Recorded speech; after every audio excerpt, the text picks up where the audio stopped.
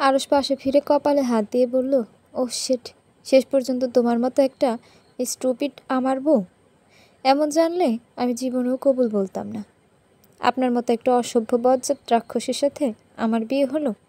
জীবনে কি এমন পাপ করলাম যে আপনাকেই আমার বর হতে হলো? যদি জানতাম আপনি আমার বর, আমি তো মরে গেলেও কবুল বলতাম না। How dare you! তোমার সাহস কীভাবে হয় আমার সাথে এভাবে কথা বলার? যেখানে আরশ খানের সামনে দাঁড়িয়ে সবাই কথা বলতেই ভয় পায়, সেখানে তুমি আমাকে এভাবে ইনসাল্ট করছো? তোমার স্পর্ধা দেখে আমি জাস্ট অবাক হয়ে যাই। তোমার তো রাজকপাল যে খান বাড়ির বউ হয়ে এসেছো। মাছ দিয়ে আমার কপালটা পুড়ল।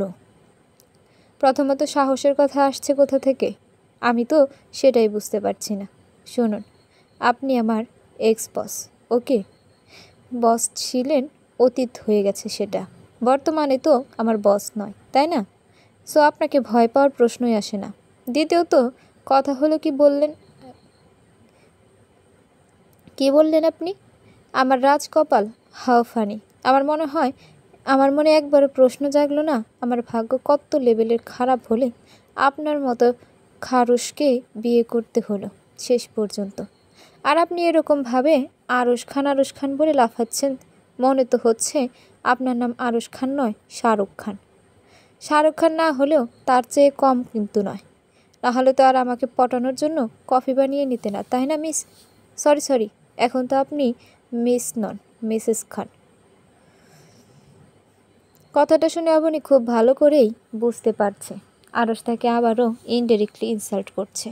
মনে মনে ভাবছে সব হয়েছে ওর মাথা মোটা রূপার বুদ্ধিতে। বুদ্ধি তো নয়, যত সব কুবুদ্ধি। রূপা আর জিসান অবনীর বেস্ট ফ্রেন্ড, তিনজন একই অফিসে জব করত। অবনী সবসময় কাজের মাঝে একটা না একটা ভুল করেই যেত। আরশ এজন্যই অবনীকে নানা রকমভাবে সবার সামনে অপমান করত।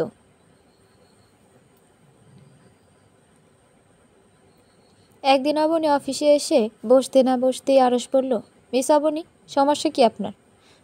কই কই স্যার, কোনো সমস্যা না তো। প্রত্যেকটা দিন আপনি লেট করে আসেন, তারপরে বলছেন কোনো সমস্যা নেই। তার মধ্যে প্রতিটা ফাইলের মধ্যে কোনো না কোনো ভুল করেই রেখেছেন। একটা ফাইলও আপনি ঠিকঠাক করছেন না। আমি তো বুঝতেই পারছি না আপনি কাজকে পছন্দ করেন না নাকি কাজ আপনাকে পছন্দ করেন না। সরি স্যার, আর ভুল হবে না। এবার থেকে প্রতিটা কাজ ঠিকঠাক মতোই করব।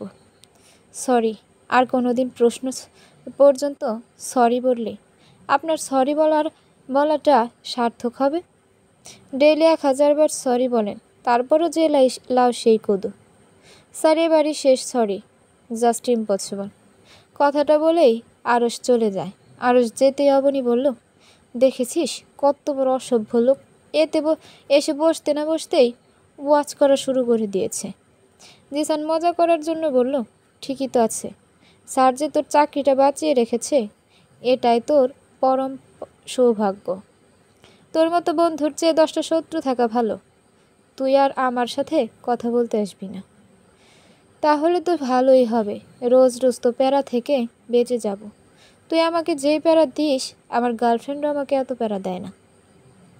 এই কী বললি তুই? সামান্য একটু কাজে হেল্প করতে বলি আর অমনি এটা প্যারা হয়ে গেল তোর কাছে? রূপা ওদের ঝগড়া করতে করতে বলল, এই তোরা থামবি? এভাবে বাচ্চাদের মতো ঝগড়া করিস কেন? রূপার কথায় অবনী বলল, আমি ঝগড়া করছি? ঝগড়া তো করছে ওই জিসানের বাচ্চা। আমি মরি আমার জ্বালায়, আর ওই বেয়াদবটা ওই বজ্জাত বসের হয়ে চামচামি করতে আসছে। তোরা জানিস খারুসটা এখন আমার স্বপ্নেও আসা শুরু করেছে।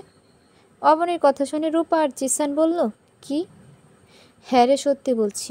এই বসটা যেদিন থেকে আমার জীবনে এসেছে সেদিন থেকে আমার জীবনটা তেজপাতা হয়ে গেছে। আমি যেটাই করি সেটাই সমস্যা। এটা করেছো কেন? এটাতে মিস্টেক। ওটা করেছো কেন? ওটাতে মিস্টেক। আমার সব কিছুতেই ভুল খুঁজে পাইওনি। এমনকি স্বপ্নের ঘরে দেখি ওই বজ্জাত বস আমার চুলের মুঠিটা অবনী রূপার চুল ধরে এমন জোরে জোরে বলল, এভাবে ধরে আমাকে এমন জোরে জোরে ছুঁড়ে মারল, আমার ঘুমটাই ভেঙে গেল। শুধু তাই নয়, চোখ মেলে দেখি আমি খাটের নিচে পড়ে আছি। রূপা বলল, আরে তুই এখন আমার চুল ছিঁড়ে ফেলবি নাকি? রূপার কথায় অবনীর হুঁশ ফিরল। অবনী তৎক্ষণাৎ রূপার চুল থেকে হাত সরিয়ে নিয়ে বলল, সরি সরি, আসলে ওই বজ্জাত বস স্বপ্নে যেভাবে আমার চুল ধরে টানতে ছিল, আমি জাস্ট তোকে সেটা প্র্যাকটিক্যালি দেখাইলাম। আমার কি ইচ্ছে আছে জানিস? উনি যেভাবে আমাকে স্বপ্নে এসে আমাকে খাট থেকে নিচে ফেলে দিল, ঠিক তেমনি আমিও একদিন ওনার স্বপ্নে যাব, আর স্বপ্নের মধ্যে ওনার চুলের মুঠি ধরে ঘোরাতে ঘোরাতে রূপা আর জিসান অবনীকে ইশারা করে বলছে, পেছনে পেছনে। আরে পেছন থেকেই তো ওনার চুলগুলো তো বড়, তাই না? জিসান বলল, হ্যাঁ আগে পেছনে। পুরো কথা শেষ করতে না দিয়ে অবনী বলল, আরে তুই আগে আমার ইচ্ছেটা শোন। উনি তো স্বপ্নের মধ্যে আমার চুলের মুঠি ধরে ফ্লোরে ফেলেছিল, আর আমি ওনার চুলের মুঠি ধরে ডিরেক্ট বাংলাদেশের বাইরে পাঠিয়ে দেব। কথাটা বলে পাশে ফিরতে আরশকে দেখে অবনীর কলিজা কেঁপে উঠল। সবাই একসাথে আরশকে সরি স্যার বলল। আরশ হাতের ইশারায় জিসান আর রূপাকে বসতে বলল। মিস অবনী, কী যেন বলছিলেন আপনি? চুপ হয়ে গেলেন কেন? বলুন, আমিও একটু আপনার স্বপ্ন সম্পর্কে অভিজ্ঞতা অর্জন করতে চাই। কি ব্যাপার, আপনি চুপ করে আছেন কেন? আমি আসার সাথে সাথে আপনার স্বপ্ন কি ঘুরতে ঘুরতে বাংলাদেশের বাইরে চলে গেছে? সরি স্যার, স্যার আমার চাকরিটা কি আছে না গেছে?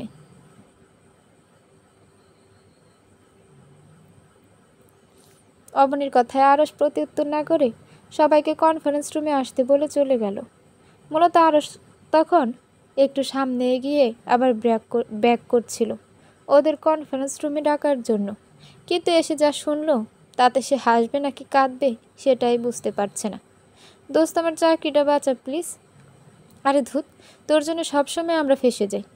তারপর তারা কনফারেন্স রুমে চলে যায়।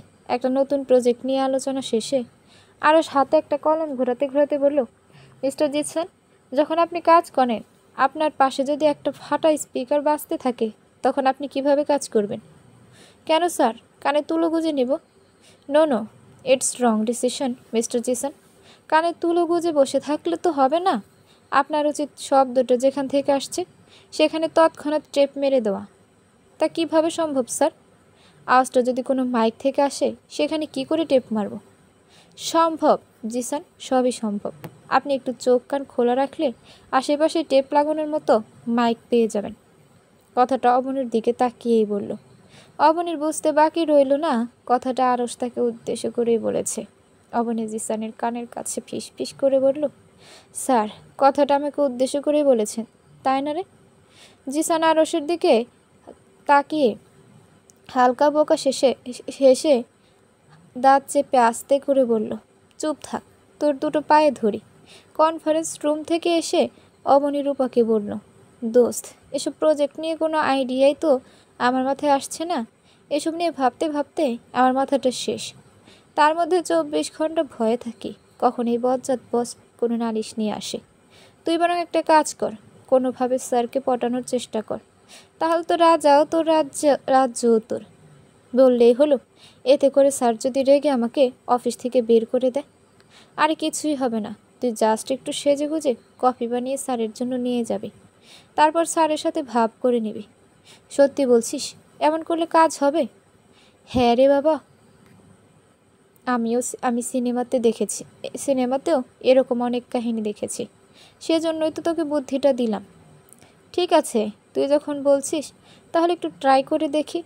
পরদিন আরশ তার চেয়ারে বসে ফাইল চেক করছিল, কিন্তু অবনী কোনো পারমিশন ছাড়াই তার ক্যাবিনে ঢুকতেই অবাক হয়ে বলল, কী ব্যাপার মিস অবনী, আপনি কোনো পারমিশন ছাড়া এভাবে আমার ক্যাবিনে চলে আসলেন কেন?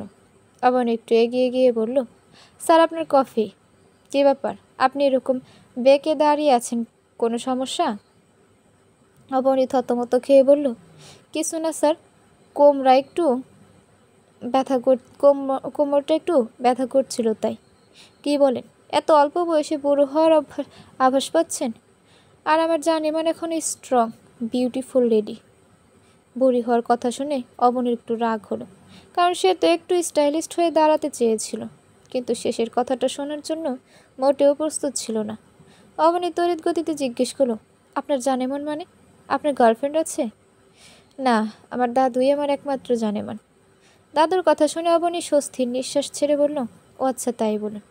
অবনী একটু আমতা আমতা করে বলল, স্যার আপনার কি গার্লফ্রেন্ড আছে? হোয়াট দাঁতে দাঁত চেপে কথাটা বলল আরশ। অবনী বোকা বোকা হেসে বলল, নেই তাই না? আমারও কোনো বয়ফ্রেন্ড নেই। অবনীর কথা শুনে আরশের আর বুঝতে বাকি রইল না অবনী কী মিন করতে চাইছে। আরশ বলল, মিস অবনী? জি স্যার। তামান্নাকে চিনে নিশ্চয়ই? কোন তামান্না স্যার? আমার পেয়ে ছিল। ও হ্যাঁ হ্যাঁ, মনে পড়েছে। ও কিন্তু আমার প্রেমে পড়েছিল, একেবারে ঝাঁপিয়ে পড়েছিল। তারপর? থাক থাক, আর বলতে হবে না, আমি বুঝে গেছি। বোকা হাসি দিয়ে কথাটা বলল অবনী। গুড, আপনি এবার আসতে পারেন প্লিজ, বলে অবনীকে দরজাটা দেখিয়ে দিল। অবনী লজ্জা পেয়ে গেল, তার মনে রাগ হলো রূপার উপর। যাওয়ার সময় আরশ পেছন থেকে ডেকে বলল, যার আগে কফিটা রেখে যান। অবনী এক প্রকার ইচ্ছে করেই পড়ে যাওয়ার ভান করে আরশের গায়ে কফি ঢেলে দিল। সরি সরি স্যার, আমি সত্যি আপনার গায়ে কফি ফেলতে চাইনি। আরশ রাগী দৃষ্টিতে অবনীর দিকে তাকিয়ে বলল, গেট লস্ট। কিন্তু sir, I say get lost. আরশের রাগ দেখে অবনী দ্রুত চলে আসে বর্তমান। আরশের ডাকে ভাবনার জগৎ থেকে বেরিয়ে আসে অবনী। বাবা, মিসেস খান, আপনি তো দেখছি ভাবনার রাজ্যে হারিয়ে গেলেন। ও আচ্ছা, মনে করার চেষ্টা করছেন নিশ্চয়। ঠিক আছে, আমিও একটু সাহায্য করি আপনাকে। মেরুন কালারের টপস পরে জোকারের মতো সেজে গুজে আমার সামনে এসেছেন, মনে আছে নিশ্চয়? একদম বাজে কথা বলবেন না। আপনার মতো একটা লোকের প্রেমে পড়বো আমি? আমি কোনো পাগলও? আমি কেন কোনো পাগলের প্রেমে পড়তে চাইবে না? আর আমি কেন আপনাকে পটাতে চাইব? আমি জাস্ট আপনাকে বলেছিলাম আপনার গার্লফ্রেন্ড আছে কিনা। তার মানেই কি আমি আপনার প্রেমে পড়ে গেলাম? আমার তো মনে হচ্ছে আপনি আমার প্রেমে পড়েছিলেন। তাই আমি কী রকম জামা পরেছি, কোন কালার পরেছি, সব মনে রেখে দিয়েছেন। Ha ha, nice jokes. প্রেমে পড়বো, তা আবার তোমার? সত্যি, you are so funny girl. তুমি যেভাবে জোকারের মতো সংসেজে আমার সামনে গিয়েছিলে, আমি কেন যে কেই তোমার ওই অস্কারপ্রাপ্ত সাত জন্মেও ভুলতে পারবে না। আর এত কথা কিভাবে বলতে পারো তুমি? মনে তো হচ্ছে কোনো স্বৈরাচার শাসকদের অধীনে ছিলে, নতুন করে বাক স্বাধীনতা ফিরে পেয়েছ। এক্স্যাক্টলি তাই, স্বৈরাচার শাসকদের অধীনেই ছিলাম, আর সেই স্বৈরাচার শাসক হলেন আপনি। তোমার সাথে তর্ক করার কোনো ইচ্ছে আমার নেই, বুঝেছ? আপনার সাথে তর্ক করারও কোনো ইচ্ছে আমার নেই, বুঝেছেন আপনি? আমার ঘুম পাচ্ছে। Good night. Good night. তোমার মতো একটা মেয়ে যার জীবনে থাকে, তার রাত শুভ হয় কি করে? আজ থেকে প্রতিটি রাতই আমার অশুভ কাটবে। কথাটা বলে আরশ ওয়াশরুমে ফ্রেশ হতে চলে গেল। আরশ ওয়াশরুম থেকে বের হলে অবনী বলল, আমি কি পরব? কারবাটে শাড়ি রাখা আছে।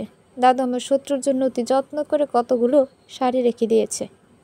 শাড়ি? আমি তো শাড়ি পরতে জানি না।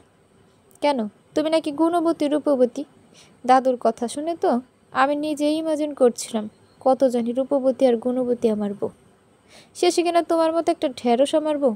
জীবনে শত্রুকে উপদেশ দিব না যাতে না দেখে কখনো বিয়ে না করে। তুমি আমার বউ, এটা যদি আমার অফিসের সবাই জানে, লজ্জায় তো আমার নাক কাটা যাবে। তাহলে তো ভালোই হবে। আমার তো জাস্ট ইমাজিন করতে ইচ্ছে করছে, যখন আপনার নাকটা থাকবে না, তখন আপনাকে দেখতে ঠিক কেমন লাগবে। I am so excited. Just shut up. স্টুপিডের মতো কথা না বলে গিয়ে চেঞ্জ করে এসো। অবনী ওয়াশরুমে চলে গেল। আরশ বিছানায় পিঠ এলিয়ে দিল। কিছুক্ষণ পর অবনী শাড়ি পরে বেরিয়ে এলো। ওয়াশরুমের দরজা খোলাতে আরশ সেদিকে তাকায়।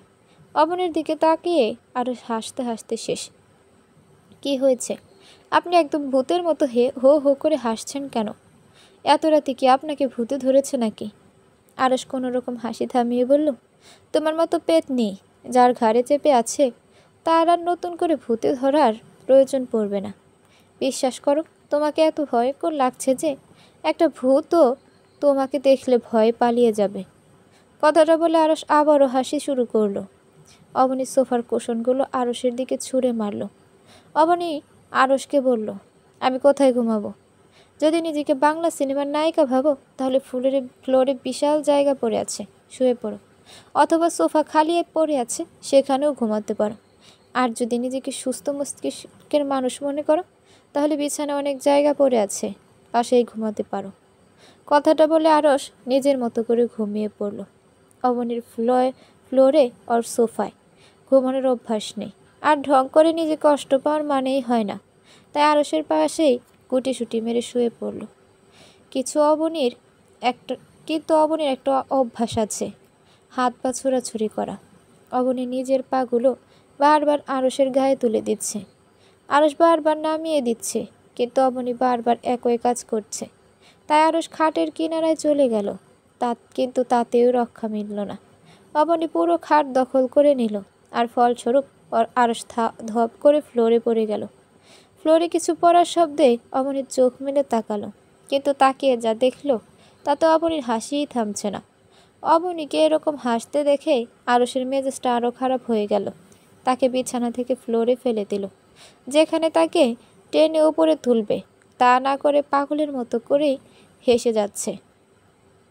অবনী কোনো মতে হাসি থামিয়ে বলল, এ কি, আপনি নিচে কি করছেন? যুদ্ধ করতে নেমেছিলেন বুঝি? Stop this nonsense. যুদ্ধ আমি নই, তুমি করছিলে। যারা বিছানায় এমনভাবে হাত পা ছোড়াছুড়ি করছিল যেন তুমি কোনো বিছানা নয়, পুকুরের মধ্যে মাছ ধরতে নেমেছিলে। এই, আপনি আমাকে এভাবে অপমান করছেন কেন?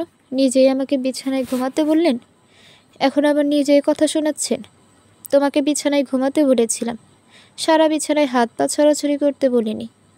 এত কথা না বলে তোলো আমায়। আরস উঠে দাঁড়িয়ে বালিশটা হাতে নিল। কি ব্যাপার, আপনি বালিশ হাতে নিয়ে কোথায় যাচ্ছেন? সিনেমায় তো দেখেছিলাম নায়িকারা বিছানা ছেড়ে সোফাতে ঘুমায়। এবার কি আপনি বিজনেস ছেড়ে ইউনিক টাইপের সিনেমা আবিষ্কার করতে চাইছেন নাকি? তোমার মতো মেয়ে যদি বউ হয়ে আসে তাহলে সব কিছু ইউনিক হবে। তোমার মতো স্টুপিডের সাথে এক বিছানায় ঘুমানো জাস্ট ইম্পসিবল। তারপর আরস সোফায় শুয়ে পড়ল। অবনী মুখ ভেঙচি কেটে আবারও শুয়ে পড়ল। কিছুক্ষণ পর বাঁধল আরেক বিপত্তি। শুরু হয়ে গেল অবনীর ভুবন কাঁপানো নাক ডাকা। আরস মাত্র একটু শান্তিতে ঘুমাবে বলে শুয়েছিল, কিন্তু অবনীর নাক ডাকার আওয়াজ যেন তার কান ভেদ করে ব্রেনে গিয়ে পৌঁছাচ্ছে। আরস কানে বালিশ চেপে ধরল, তাও লাভ হলো না। হাত দিয়ে কান চেপে ধরল, তাতেও যখন লাভ হলো না, আরস এবার শোয়া থেকে উঠে বসল। ইয়া মাবুদ, তুমি আমাকে কোন বিপদের মধ্যে ফেলে দিলে? আরস বিছানার দিকে এগিয়ে গেল। আরসের ইচ্ছে করছে অবনীর গলা টিপে সারা জীবনের মতো নাক ডাকা বন্ধ করে দিতে। তা না পেরে আরস অবনীর নাক টিপে ধরল। শ্বাস নিতে না পেরে অবনী কে কে বলে ঘুম থেকে লাফিয়ে উঠল। চোখ মেলে আরসকে দেখে ভরকে গেল। ও মা গো, কে আছো গো, আমাকে বাঁচাও, এই রাক্ষসটা আমায় মেরে ফেলল গো, কে কোথায়? আর কিছু বলার আগেই আরস অবনীর মুখ চেপে ধরল। অবনীকে এরকম চেঁচাতে দেখে আরস ভ্যাপাচেকা খেয়ে গেল। এই মেয়ে, সমস্যা কি তোমার? এরকম ষাঁড়ের মতো চেঁচাচ্ছ কেন? সবাই কি তোমার জন্য আমার মতো রাতে না ঘুমিয়ে জেগে থাকবে নাকি? আর একটা সাউন্ড করলে কোলে তুলে ছাদে নিয়ে ধপ করে নিচে ফেলে দেব, মাইন্ড ইট। অবনী আরসের কথা শুনে চোখ বড় বড় করে করছে। আরস ব্যাপারটা লক্ষ্য করতেই হাতটা সরিয়ে নিল। হাত সরাতে অবনী বলল, কি বলতে চাচ্ছেন আপনি? আপনি আমাকে শ্বাসরুদ্ধ করে মেরে ফেলবেন আর আমি চুপচাপ দেখব? আপনি জঘন্য জানতাম, কিন্তু এতটা জঘন্য সেটা জানতাম না। ভাগ্যিস আমার রুম ভেঙে গিয়েছিল, না হলে তো আগামীকাল ব্রেকিং নিউজ আসতো। স্ত্রী হত্যার দায়ে বাংলাদেশের টপ বিজনেসম্যান আরস খানকে গ্রেফতার করা হলো, তারপর জেল। Stop, just stop this nonsense. Minimum common সেন্সটুকু নেই তোমার? আমার কি কোনো কাজ নেই নাকি যে তোমার মতো একটা অপদমস্তককে খুন করতে যাব? তাহলে এভাবে আমার নাক টিপে ধরলেন কেন? তোমার ভুবন কাঁপানো নাক ডাকার আওয়াজ বন্ধ করার জন্য। বাবারে বাবা, যেভাবে ট্যাঙ্কের মেশিনের মতো নাক ডাকা শুরু করেছো, নাক ডাকার কোনো কম্পিটিশন থাকলে তুমি শিওর ফার্স্ট হতে। ছি ছি, এত বড় অপবাদ আপনি আমাকে দিতে পারলেন? শেষ পর্যন্ত কোনো কিছু নিয়ে না পেরে এবার নাক ডাকার ইস্যু খুঁজে বের করলেন। আপনার কি মনে হয় আমি নাক ডাকলে শুনতে পেতাম না? আমি সর্বোচ্চ একটু জোরে জোরে শ্বাস নিই। আপনি কি চাইছেন বলুন তো? আমি কি আপনার জন্য শান্তিতে নিঃশ্বাসটুকু নিতে পারবো না? না, তা কেন পারবে না? আমাকে জ্বালাতেই তো আমার ঘাড়ে চেপে বসেছো। ইচ্ছে করছে দাদুকে ডেকে বলি, তোমার গুণবতী নাত বউয়ের কোণের ভারের আমি শান্তিতে ঘুমাতেও পারছি না। শুরুতে বিছানা দখল করেছে, এখন এবার রুমটাও দখল করতে চাইছে। থাকো তুমি রুমের মধ্যে, যত খুশি নাক ডাকো, হাত পা ছড়াছড়ি করো, আমি গেলাম। কথাটা বলে আরাশ দরজার ছিটকিনি খুলে বাইরে যাবে, কিন্তু সেখানেও আরেক সমস্যা। তার শয়তান বন্ধুগুলো বাইরে থেকে দরজা লক করে দিয়েছে। আরশের এবার নিজের মাথায় নিজে বাড়ি মারতে ইচ্ছে করছে। হ্যাঁ মাহবুদ, তুমি আমায় এই ফোন ঝামেলায় ফেললে, এই কোন ঝামেলায় ফেললে? আরশকে এভাবে দাঁড়িয়ে থাকতে দেখে অবনী বলল, কি হলো, এখন আপনি দাঁড়িয়ে আছেন কেন? নিজেকে খুব চালাক ভাবেন আপনি, তাই না? কি ভেবেছিলেন আপনি রুম থেকে চলে যাচ্ছেন শুনে আমি বলবো, ওগো না গো, তুমি যেও না, আমি তোমার স্ত্রী। রুম থেকে যদি যেতেই হয় তাহলে আমিই চলে যাচ্ছি। আপনি যদি আমার থেকে এরকম কিছু আশা করে থাকেন তাহলে সেই আশাকে পদ্মা সেতু টুস করে ফেলে আসুন, কারণ এরকম কিছুই হবে না। অবনীর কথা আরশের মেজাজটা আরও বিগড়ে গেল। তুমি থামবে? আমার ধৈর্যের সীমা ছাড়িও না বলে দিলাম। আমি রেগে গেলে ঠিক কি হতে পারে তুমি ভাবতেও পারছো না। তোমার মতো মেয়ের কাছে আমি এমনটা দুঃস্বপ্নেও আশা করি না। ওকে? নেহাত বাইরে থেকে দরজা লক করা, তাই বের হতে পারছি না। শয়তান বন্ধুগুলো বাহির থেকে দরজা লক করে। বাই এনি চান্স আপনি আবার তাদের শিখিয়ে দেননি তো বাইরে থেকে দরজা বন্ধ করতে? অবনীর কথায় আরশ রাগী দৃষ্টিতে তাকাতেই অবনী চুপ হয়ে যায়, কারণ অতিরিক্ত কোনো কিছুই ভালো নয়। পরে যদি আরশ সত্যি রেগে যায় তাহলে তার রক্ষে থাকবে না। আরশ একটা কোল বালিশ নিয়ে বিছানার মাঝে ছোট রেখে অবনীর দিকে আঙুল তুলে বলল, যথেষ্ট অসহ্য করেছি, আর না। এবার যতক্ষণ পর্যন্ত আমার ঘুম না আসবে ততক্ষণ তুমি জেগে থাকবে। যদি আমার ঘুমের বিন্দুমাত্র ডিস্টার্ব হয়, তুমি কত বড় শাস্তি অপেক্ষা করছো বুঝ। আর মাঝে দিয়ে কোল বালিশ দিয়ে দিলাম। এবার পাশটা আর একটু, আর ওই পরিবেশটা তোমার, ওই পাশটা তোমার। সীমানা অতিক্রম করে যদি 1 ইঞ্চিও এদিক এসেছো, আমি কিন্তু তোমাকে ধাক্কা মেরে নিচে ফেলে দেবো, মাইন্ডেড। কথাটা বলে আরশ হয়ে পড়ল। কিছুক্ষণ পর অবনী বলল, মিস্টার খান, আপনি কি জেগে আছেন? আকাশের কোনো সারা শব্দ না পেয়ে অবনী একটা স্বস্তির নিঃশ্বাস ছেড়ে বলল, শালা কি পটে পেয়েছিস সেটার কি? হ্যাঁ, আমাকে কি এখন নিজের কর্মচারী ভাবিস? অফিসের জন্য বাড়িতেও নিজেকে বস ভাবা শুরু করেছিস। এটা কি তোর অফিস নাকি? হ্যাঁ, নেহাত আজ দয়া করে ছেড়ে দিলাম। নেক্সট টাইম দেখিস আমার সাথে বসগিরি করতে আসলে তোর কি হাল করি। অবনীকে কি জিনিস হাড়ে হাড়ে বোঝাবো তোকে। তোর এসব অজগিরি অফিসে দেখাবি, বাড়িতে না। কথাটা বলে শোয়ার জন্য পেছনে ফিরতেই অবনী চমকে উঠল, কারণ আরশ তার দিকে কেমন করে তাকিয়ে আছে। একে আপনি ঘুমাচ্ছিলেন? ঘুম ভাঙল কিভাবে? কোনো স্বপ্নই দেখছিলেন নাকি? ঘুমাতে পারলে তো স্বপ্নটা দেখব। আর এত রাতে তোমার সাথে তর্ক করার কোনো মুড নেই আমার। তোমাকে তো আমি পরে দেখে নেব, অসভ্য মেয়ে কোথাকার। কথা বলে আরশ পেছন ঘুরে ঘুমিয়ে পড়ল। অবনী নিজের বুকে থুথু মেরে মনে মনে বলল, যাক বাবা, এই যাত্রায় বেঁচে গেছি। সকালবেলা অবনী চোখ মেলে দেখল তাদের মাঝে কোল বালিশটা নিচে পড়ে আছে। সে আরশের বুকের ওপর মাথা দিয়ে রেখেছে। অবনী দ্রুত চিটকে সরে উঠল। বাপরে বাপ, এক্ষুনি যদি খারুসটা দেখত আমি তার বুকে মাথা রেখেছি, নিশ্চয়ই মাথা গর্দান করতো। অবনী আরসের দিকে তাকিয়ে বলল, কি সুন্দর করে ঘুমাচ্ছে। ইস, দেখে মনে হচ্ছে বাচ্চা একটা ছেলে। কে দেখলে বলবে এই নিষ্পাপ চেহারার আড়ালে শয়তান লুকিয়ে আছে। যদি বজ্জাত লোকটা সবসময় এরকম শান্ত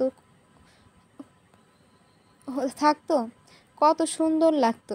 ইচ্ছে করছে নিষ্পাপ মুখটার দিকে তাকিয়েই থাকে।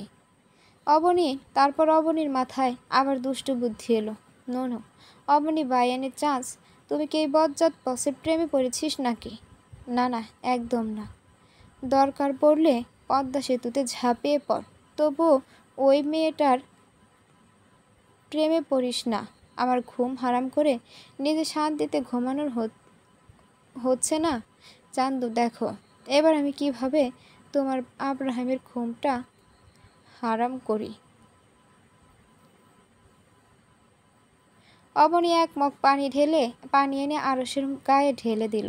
আচমকা পানি পড়াতে আরস হতদন্ত হয়ে লাফিয়ে উঠল। দাদু, সাত ফোঁটা হলো কি করে?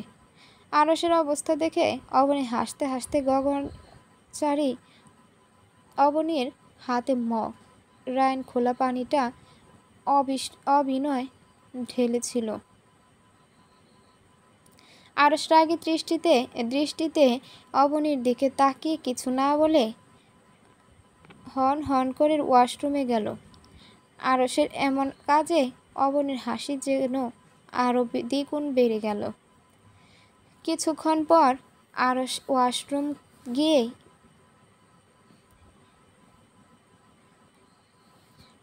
এক বালতি পানি এনে মনিবার গায়ে ঢালতে দিয়ে অবনীকে পুরো কেক ভেজা করে দিল। এবার আরস হাসতে হাসতে বলল, কি হলো ম্যাডাম, খুব খুশি তো আপনি, তাই না? এবার হাসছো না কেন? হাসো, তুমি তো আমার অর্ধাঙ্গিনী বলে কথা। আমি যে ভেজাবো আর তুমি আসলে? তা তো হতে পারে না। তারপর বরং দুজন একসাথে হাসি। আবেশের হাসি দেখে অবনীর রাগে গা জ্বলে উঠল। অবনী রাগে ফুসফুস করতে করতে বলল, এটা কি করলেন আপা?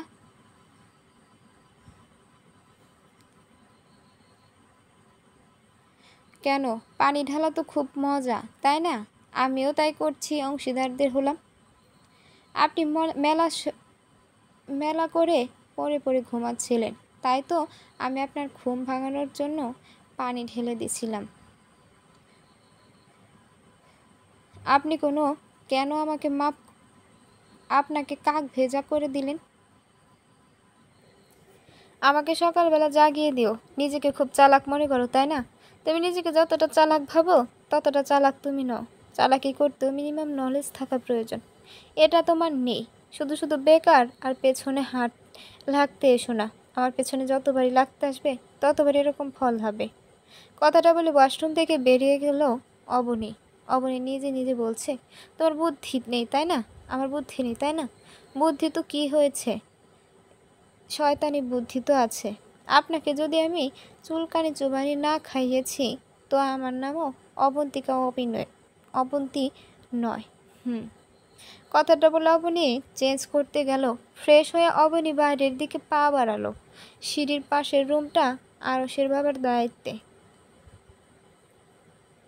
অবনী ও দিকটায় যাচ্ছিল, হঠাৎ অবনীর গায়ে ডাক পড়াতে ফুলের টব ভেঙে গেল।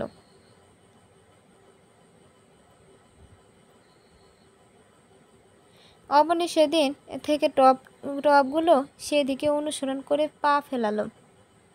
গিয়ে যা শুনলাম ভাতে অবনী ভরকে গেল। অবনী আড়ি পেতে শুনেছে ভেতর থেকে একটি মেয়ে বলছে, নো, আমি এটা কিছুতেই মানতে পারছি না। খালামণি, তুমি কি করে এটা হাতে দিলে? তুমি বিয়েটা কেন কোনোভাবে আটকাতে পারলে না? শুধুমাত্র তোমার উপকার করে আমি বিদেশে পড়তে গিয়েছিলাম, আর তুমি কি না আমার কয়েকশো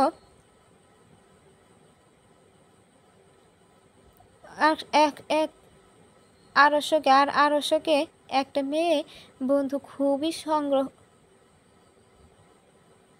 সঙ্গী করে দিল, তাও আবার একটা মিডল ক্লাস মেয়েকে খানবাড়ির বউ হিসেবে নিয়ে। আরে আমি কি কিছু চেয়েছি নাকি? তুই তো জানিস ওই জাহানারা বেগম আমার স্বামী আর ছেলেটাকে নিজের হাতের পুতুল বানিয়ে রেখেছে। আমি তার কথা বলছিলাম, কিন্তু এই জায়গায় খান কিছুতেই তোর সাথে বিয়ে ভুল বুঝছিস না। আমি কম চেষ্টা করিনি। শান্ত হব ইম্পসিবল। ইমাম সাহেবের মোটামুটি অন্য খবর অন্যজনের ঘরে সংসার করবে, আর আমি তা হতে দেব বলে তোমার মনে হয়? এই বুড়িটাকে তো আমি ফেলে দেবই। গাড়ি চাপা দিয়ে মেরে ফেলতে চাইছিলাম। একটা মানুষের ভাগ্য কতটা ভালো হলে এরকম জ্যামের মুখ থেকে ফিরিয়ে আসে। আরে এমনি এমনি তো ফিরে আসিনি, ওই সার্কেল মেয়েটাই তো বুড়িকে সেদিন যদি বুড়িটা মরতো তাহলে আজ এই খান ভবনের মালিক হতাম না, হতাম আমি। সব কিছু তত আর দেশ নির্দেশে। চিন্তা করো না খালামণি, আমি যতন করে তোমার চিকিৎসা করি। সব কিছু আমিই চেয়েছি, তাই পেয়েছি, আর না হলে ছিনিয়ে নিয়েছি। আরশকেও ছিল ঠিক চিনিয়ে নেব। তুমি দেখো আমি কি কাজ করি। ওই মডেল স্কুল মেয়েকে আমি সবার সামনে হুট করে আরশকে বুঝিয়ে দেব এই মেয়েটার নাম নয়। হাহাকার নিয়ে শয়তানি হাসি দিল চৈতি। প্রিয়া খান চৈতিকে নিজের কাছে নিয়ে আসে। তার মূল উদ্দেশ্য ছিল আরশের সামনে সামনে চৈতি থাকবার, চৈতিকেই নিজের পুত্রবধূ বানাবে। কিন্তু তার সেই সাথে ফুলগুলো ঢলে বিধ্বস্ত জাহানারা খান। তিনি বলে দিয়েছেন খান ভবনের ঐতিহ্য রুমাল তাদের বিয়ে মানে নিয়েছে বলে এক নয় মুছে যাবে। তবে এক নয়, যে চিরদিনের জন্য খানবাড়ির ঐতিহ্য, খানবাড়ির নিয়ম চিরদিনের জন্য যান। মূলত জাহানারা বেগম না থাকার কারণে এতক্ষণ তাদের দরজার সব পেছনেই শুনল অবনী। তাদের কথা শুনে অবনী চমকে গেছে। আরে না, আরে বাহ, আমার শাশুড়ি মা তো দেখেছি অনেক রান্না চেয়েছেন, কোনো মাও কম নয়। আমার সামনে বেশ মিল দেখছিলাম। আরশ খান